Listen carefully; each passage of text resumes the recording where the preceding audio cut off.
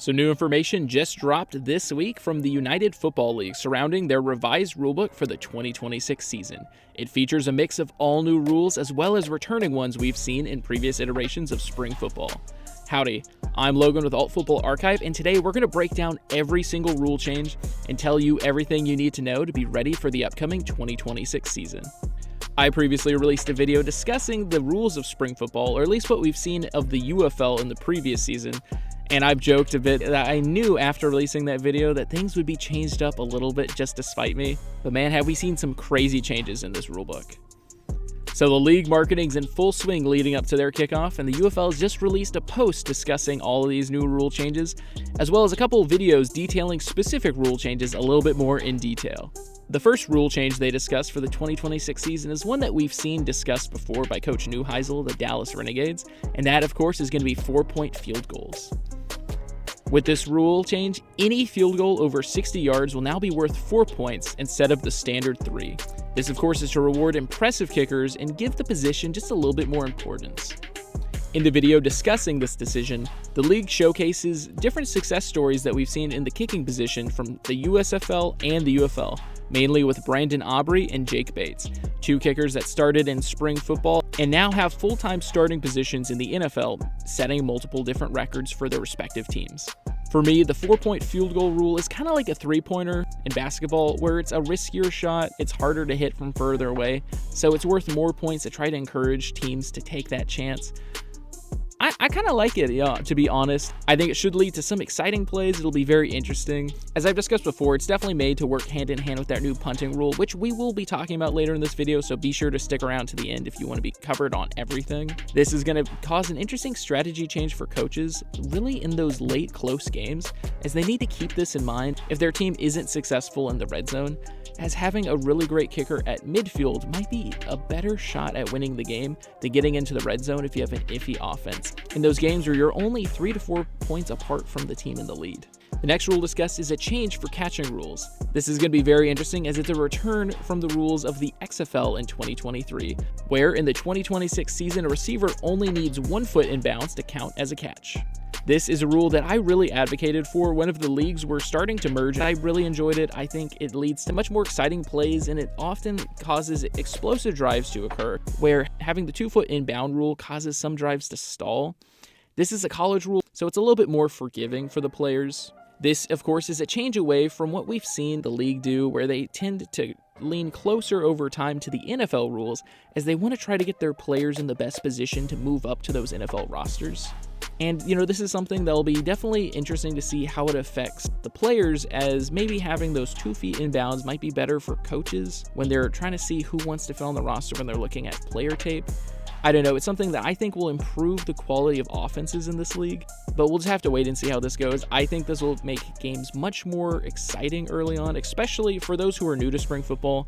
The first 2 to 3 weeks are usually kind of rough on offense, especially this season where you're going to have rosters and head coaches moving around and changed. So having something like this just makes it a little bit easier for offenses, so we should have more exciting games early on, so I'm excited by this. I'll be interested to see how you guys think. Do you think that the league should stick with the professional NFL-style 2 feet inbounds rule, or do you think this 1 foot inbounds rule will be more exciting in play? The next rule discussed is a minor one discussing Redzone penalties. In the 2026 season, penalties that occur in the red zone will be half the distance to the goal, which the league says reverts to the current NFL rules. This is another instance of the league leaning more towards established NFL rules to make their game a little bit more appealing to traditional football fans. Up next is probably one of the most discussed rules so far that the league is implementing, which is that the tush push is now banned. The league describes a tush push as a QB taking the snap and driving forward as the O-line surges, with additional players coming up from behind and physically pushing the QB into the O-line. This play has been a big point of contention in the NFL, as the Philadelphia Eagles have used it to great success, so much that other teams seem to want it to be banned just because it seems like a cheat code. Of course, the claim is from these teams is that it's for player safety, but I'm going to be honest, I think we all know it just because it's a little bit too successful and that it seems like the Eagles can't be stopped with it. For me personally, my issue with this is that it's not officiated correctly a lot of the time, since the play goes by so fast. There's a lot of false starts that frequently go uncalled since it's so snappy, which make it unfair since it's not held to the same standard. Despite being controversial for the past couple seasons in the NFL, the UFL will be the first to take action against this play. I personally disagree with this rule change. I think that the tush push, as it isn't really a play that's called in spring football, or if it is, it hasn't really been successful. I believe that the UFL has superior officiating when compared to the NFL, since it has the Sky Judge and it has super challenges. So I think that if this play was done, it would be more likely to be called correctly, since there's going to be increased scrutiny with every single snap. I'm against banning a play just because one team did it really well, but I do think that the league made this largely for publicity and news, since this didn't really come up a lot in play as far as I know, or if it did, it was probably just like a QB sneak. Overall, I don't see this affecting the game too much. It will be fun for the league to push for a headline maker, but I don't see this playing a major role for offensive game planning. Up next is a rule that's been talked about in great detail, and especially is one that was released to controversy whenever Coach Neuheisel discussed rule changes for the upcoming season, and that's that there will be no punting past midfield. To go over this rule, the league says that there will be no punting allowed once your team crosses the 50-yard line. 2 points to note is that you can punt the ball if it's placed exactly on the 50, so it has to be on the other team's 49 to their end zone for you to not be able to punt the ball. And also is that this rule doesn't apply in the final 2 minutes of each half. I think this is interesting. I think clearly shows that in these 2 minutes that strategy is very important. So I think this definitely allows for more strategy in these positions, as it's made to be more aggressive, and inside the final 2 minutes of each half, it's going to be more important to focus on field positioning than it is going to be on scoring in a lot of cases. I think one of the most interesting things of making these videos is that my viewers are very intelligent, and they talk about very wisely that they personally would just take a penalty in order to be pushed beyond the 50, so that way they'd be able to punt. And unfortunately, or fortunately, depending on how you feel about this rule, is that it seems like the league had been listening, so they had made it that this rule affects the whole drive. So once your team passes the 50, you just cannot punt anymore. Even if you commit penalties, or even if you fumble it for like 500 yards, you still cannot punt. I believe this will probably be one of the more controversial rule changes leading up to the season. I really do agree in encouraging coaches to be more aggressive, as it leads to a lot more risky and exciting plays. But for me, I believe that punting and field position is such an important strategy that it really is like a football meta. Football is a game of inches, and any extra yards you can give your defense really makes the difference in these games. And also, with the league not allowing coffin corner kicks, punting is already so much less influential than it is in the NFL that I think this rule could make punting a lot smaller in influence in the games. Though in reviewing this, I would be interested to see information about how many punts do take place in the UFL in this part of the field. I don't believe it would be too much, but I do think that these punts would be very powerful whenever they're used appropriately. So this is something that we're going to have to see how it works in play. It could work out really well. It could not. We'll just have to see how it goes. But I do trust the league to be able to make a decision next season based on the information they gathered. Next, the league discusses their overtime rules, which hasn't seen much change. It'll still be the same overtime shootout that we've seen before. To recap, for those who are new, in overtime, each team will get alternating attempts at a conversion from the 5-yard line. Each team gets 3 attempts, and if it's still tied after that, it'll continue in sudden death until a conversion is made. During overtime, the home team gets to pick if they're on offense first or if they defend first. This is a lot of fun when it's implemented. Historically, you don't see it very often in the UFL, but when you do see it, it is a lot of fun. So this is something that I really do enjoy. It's kind of like what we see in college, so it'll be a little bit different for those of you that are coming over for the NFL, but it's a lot of fun. Up next, and I think what will be the most impactful when it comes to actual in-game effects, is the new PAT options. If you're a fan of the USFL, you'll probably really like these, that the point after attempt will be changed for the upcoming 2026 season in the UFL. Just like before, you'll still have a 1-point try, a 2-point try, and a 3-point try, but they're working a little bit differently for this upcoming season, where a 1-point try is now going to be a 33-yard field goal attempt. A 2-point try will be a conversion play from the 2-yard line, and a 3-point try will be a conversion play from the 8-yard line. These are some interesting changes, as definitely it makes the 2- and 3-point try a little bit easier. The 2-point try is now going to be from the same point that the 1-point try was from last season, as last season you had to run it in, you had to do an extra play, you couldn't just kick the ball for 1 point after you score a touchdown. 3 points are also a bit easier as they're 2 yards closer, now being at the 8-yard line instead of the 10. I do believe that these changes are made to encourage these plays to be more successful, to be used more often, but I think what we're going to see is that most teams will pretty much 100% of the time always kick the extra point. This is what we saw in the USFL in 2022 and 2023, where 2 and 3 point plays were basically non-existent until like the very end of like very close games that had playoff implications. Because, whenever you're a coach and you score a point, why take a gamble when you can just get 1 extra point? Because of this, it made games less close on average when compared with the XFL in 2023 specifically. And the USFL saw less 4th and 12 onside kick alternatives. Since every single score was 7 points, it made things a little bit more spread out, instead of the XFL's 6 to 9 point variation that makes games just a little bit closer, because that touchdown could be less points or it could be more. I think that this is a change that definitely is made to appeal to more traditional football fans. Kicking for 1 point is something you see in college, and it's something you see in the NFL. But in my experience with spring football, the 1 point kick just isn't super exciting to watch as a fan. It's very much just an automatic play. It's very boring. You can just turn your brain off.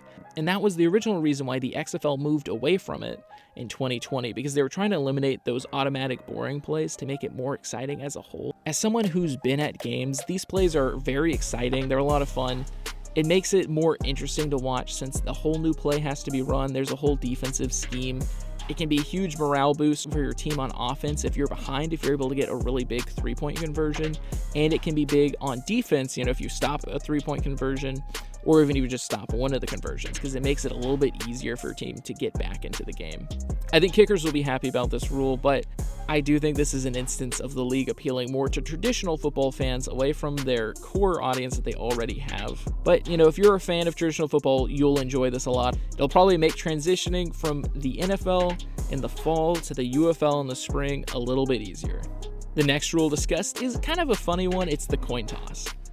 What a lot of spring football fans probably don't know is that last season, the UFL didn't have a coin toss as far as I'm aware until the playoffs. This is going to be like what we see with traditional football with the NFL and with college, where the 2 teams come together and the visiting team gets to choose if they call heads or tails on the coin toss. Whoever wins the coin toss gets to choose who starts with the ball in the game. Last season, they didn't include this as it was part of their home field advantage, where the home team gets to pick who starts with the ball at the beginning of the game.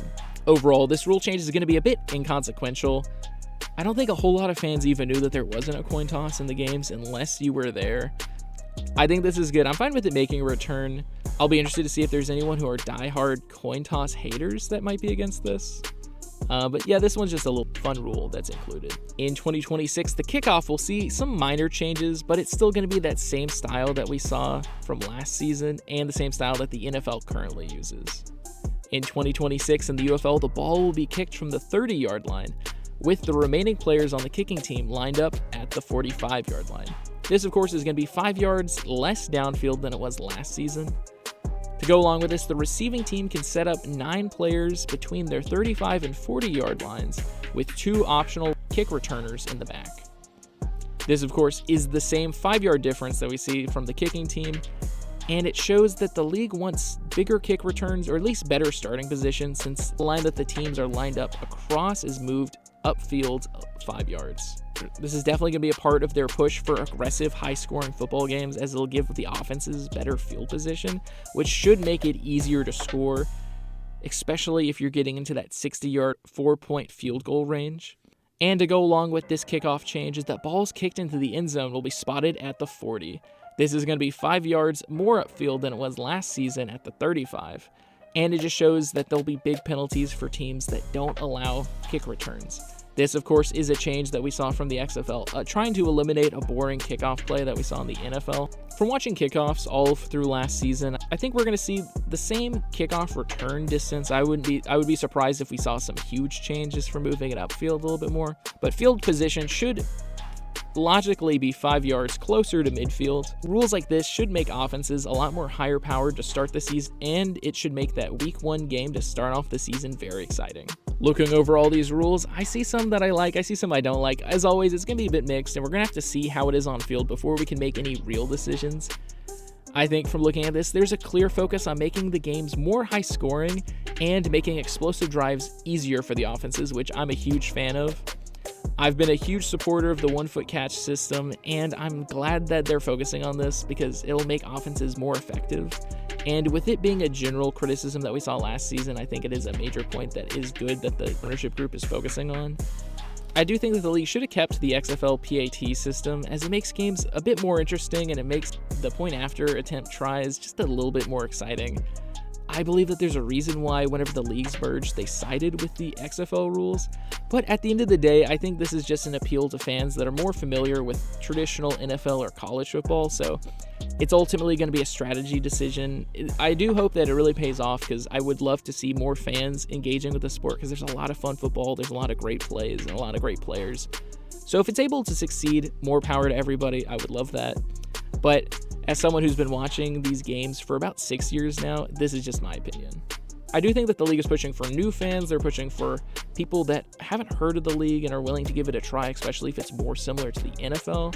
But with all that being said, I do think that the one thing that we do know is that with all new markets, all new stadiums, and now all new rules, that this season should be one of the most exciting that we've seen in some time.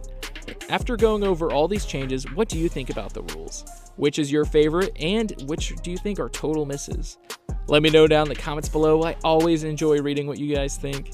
Excitement is building, and we're only just a little over a month away until kickoff. So be sure to subscribe to stay up to date with all things spring football, and be sure to tune into the UFL's kickoff on March 27th. It appears there'll be a sold-out crowd in Louisville as the Kings take on the Stallions, so it should be an electric environment and you will not want to miss it. These rules clearly favor the offense, so it should be a high-scoring game, hopefully, and it should be a lot of fun. I personally cannot wait to see these rules in action once the players hit the field. And as always, if you made it this far in the video, thank you for watching.